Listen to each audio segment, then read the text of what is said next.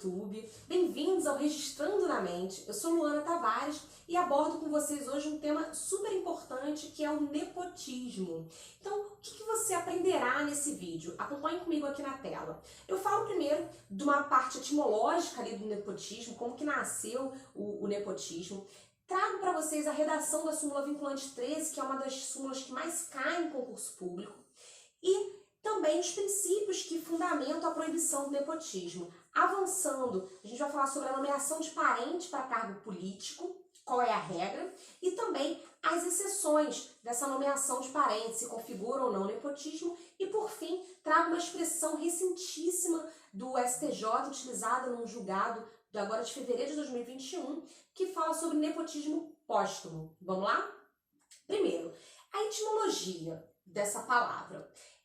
A palavra nepotismo vem de uma raiz indo-europeia, nepote, que significa neto, e aí sobrinho, enfim. Os papas da antiguidade, eles costumavam a dar para esses sobrinhos para cargos altos, né? Então os melhores empregos eram para esses sobrinhos, que em verdade eram filhos ilegítimos desses papas. Então daí que veio essa ideia de nepotismo, de dar melhores empregos para aquelas pessoas que não tinham qualificação necessária, mas para dar o apadrinhamento, para apadrinhar essas pessoas. Então, só uma curiosidade histórica aí, para que você enriqueça nos seus estudos, nos seus conhecimentos. Passando agora para a parte jurídica mesmo, como que o STF tem entendido, o STJ, eu trago aqui a súmula vinculante 13 do STF, claro, né?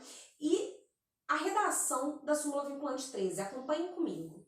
A nomeação de cônjuge, companheiro ou parente em linha reta, colateral ou por afinidade até o terceiro grau, isso é muito importante, vocês têm que decorar isso, terceiro grau, inclusive da autoridade nomeante ou servidor da mesma pessoa jurídica investido em cargo de direção, chefia e assessoramento, para o exercício de cargo em comissão ou confiança, ou ainda função gratificada na administração pública direta e indireta, em qualquer dos poderes da União, dos Estados, do Distrito Federal e dos municípios, compreendido o ajuste mediante designações recíprocas, viola a Constituição Federal. Então, a nomeação para funções gratificadas, funções de confiança, cargos em comissão que tenham, os seus ocupantes tenham uma relação direta com aquela pessoa que está nomeando ou com aquela pessoa que está dentro de uma pessoa jurídica lá, que exerce um cargo, que tem uma relação direta com a própria nomeação, viola a Constituição Federal. E quais os princípios que fundamentam a proibição do nepotismo? Nós podemos citar diversos princípios que fundamentam essa proibição. O princípio da moralidade, o princípio da impessoalidade, da eficiência. São princípios que estão previstos lá no artigo 37, caput da Constituição Federal, que devem ser observados pela administração pública. Por exemplo, o princípio da moralidade. Dentro da administração pública, não pode ter condutas eivadas de má-fé, tem que ter uma conduta própria, conduta leal, conduta ética. A impessoalidade, por sua vez, também é um princípio que preza para que não haja promoções pessoais, para que haja até igualdade também dentro do âmbito da administração pública. Então, o concurso público, por exemplo, é um caso que traz essa igualdade da administração pública e que observa o princípio da impessoalidade e o princípio da eficiência, que foi trazido pela Emenda Constitucional 19 de 98, que passa a transição, né, revela ali a transição da administração pública burocrática para uma administração pública gerencial, uma administração pública de resultados, uma administração pública que deve zelar pela eficiência. Então, você não pode colocar uma pessoa para ocupar um cargo público que não tem uma aptidão técnica necessária para que ocupe aquele cargo público e somente foi colocado ali por interesses pessoais. Viola todos esses princípios. E precisaria de uma súmula vinculante para que fosse observado? Não. Olha só, não precisa nem de lei. Essa proibição do nepotismo decorre da própria Constituição Federal, desses princípios da Constituição Federal. Princípios que condensam ali os valores fundamentais da ordem jurídica. Então, não precisa de lei, isso tem caído em prova também, diz, prescinde de lei, e aí tá certo, prescinde de lei, ou seja, não precisa de lei, e não precisava nem da súmula vinculante, mas veio um reforço ali, que foi necessário até para mais um efeito pedagógico mesmo, né? E eu até trouxe aqui como que foi cobrado em prova. Foi uma prova de delegado da polícia de Pernambuco que dizia o seguinte: segundo o STF, a vedação do nepotismo decorre diretamente dos princípios constitucionais explícitos, foi o que eu falei, o artigo 37 da Constituição Federal, como os princípios da impessoalidade, da moralidade, da igualdade, não se exigindo a edição de lei formal para coibir a sua prática. Correta questão, certinha, é isso aí mesmo. Passamos pela súmula vinculante 13 e agora eu vou trazer para vocês as hipóteses em que essa súmula vinculante é aplicada, ou seja, deve ser observada, e as hipóteses que não devem ser observadas. Começo pelas hipóteses que não precisam ser observadas, que é mais rápido e tranquilo. Cargo político. Cargo político, cargos de natureza política, não preciso observar a súmula vinculante 13. Tá? Então eu trouxe até um exemplo aqui, depois uma questão de prova também, para que você consiga visualizar isso. O exemplo: nomeação de filho de vice-prefeito para secretário municipal. Não é nepotismo, ou seja, eu não aplico a súmula vinculante 13. Não veda a Constituição Federal. Porque precisa da confiança, então é por isso que não é vedado. E como foi cobrado em prova? Trouxe aqui uma questão recente do concurso de promotor de justiça da Bahia, em 2018, que diz o seguinte: excepcionalmente, é possível a análise da configuração da prática vedada de nepotismo em hipóteses que atinjam o ocupante de cargos políticos, desde que em análise concreta, além do parentesco, seja verificada troca de favores ou fraude à lei.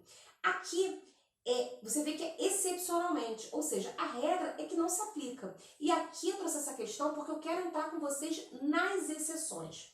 Então, em regra, não se aplica, a súmula vinculante 3 é cargos políticos, mas excepcionalmente pode, como foi cobrado nessa questão para promotor de justiça da Bahia. E agora nós vamos passar essas hipóteses que pode ser aplicada sim a súmula vinculante 13. Quais hipóteses são essas? Primeiro, nepotismo cruzado, ou seja, eu, nomeante, nomeio o filho do meu amigo nomeia meu filho. Cruzado. Fraude à lei, e a mais importante, que eu entendo que é mais rica ali para trazer exemplos, é a inequívoca falta de razoabilidade na indicação, e essa razoabilidade, essa falta de razoabilidade se dá em razão de uma ausência de qualificação técnica ou inidoneidade moral do nomeado. Explico. Dou exemplo, como eu falei, é rico aqui de exemplos, eu consigo visualizar vários exemplos, inclusive sendo objeto de prova. Uma pessoa que é filho do vice-prefeito está sendo nomeado para secretário municipal. Como eu falei lá no exemplo. Em regra, não tem problema nenhum nisso. Só que ele está sendo nomeado para secretário de saúde do município. E ele tem um segundo grau supletivo. Nada contra supletivo, mas você concorda comigo que a pessoa que vai exercer uma importante função, um cargo tão importante de secretário de saúde do município, não ter uma qualificação mínima na área de saúde? Estou falando, ele não é técnico de enfermagem, não, ele não tem qualificação na área de saúde, ele acabou de terminar segundo grau, formação geral. Você concorda comigo que é evidente o nepotismo nessa prática? É evidente. Ou então, melhor, a pessoa foi nomeada para secretário de segurança de determinado estado. Só que você vai pegar a FAQ do indivíduo e tem lá 17 anotações. Tentativa de homicídio, corrupção. Você acredita que realmente essa pessoa possui idoneidade suficiente para exercer um cargo de segurança, secretário de segurança daquele estado?